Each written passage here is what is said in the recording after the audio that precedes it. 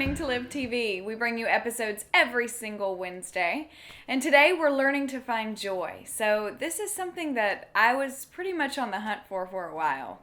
Life is full of ups and downs, time to celebrate and times to mourn. But as I've grown older, I've learned to really value the fruitful occasions more. And I really found myself yearning for them as they never seem to last quite long enough. But I've learned that being selfish with my heart has always been one of the biggest lessons I've learned. And I've learned this pretty much over the last 2 years. So don't give your heart away so easily. It's your heart. Being stingy with it is important. And I found that when I quit giving my heart over to the silly things, my happiness was actually easier to retain. So the picture also grew clearer of the things in my life that typically stole my joy and the ones where my happiness actually remained consistent.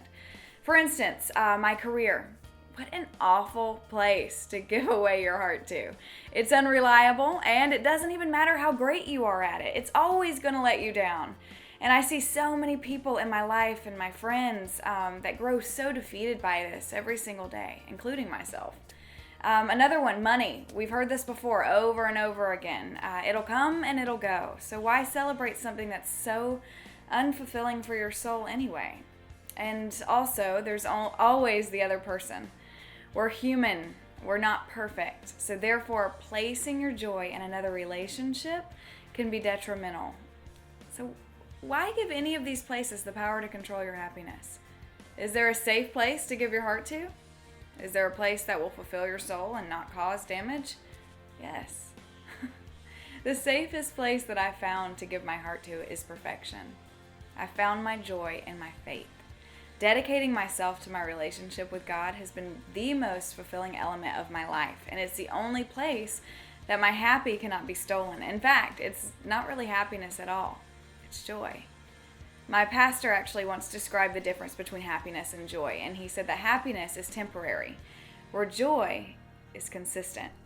And at times, I've debated sharing my true and honest faith on this blog for a couple of reasons. I want to reach more people, and also I'm super protective of it as it's the most cherished relationship in my life. So however, that's the opposite of what God has called me to do. My faith is such a huge part of who I am, and I find it quite impossible actually not to share it throughout my posts.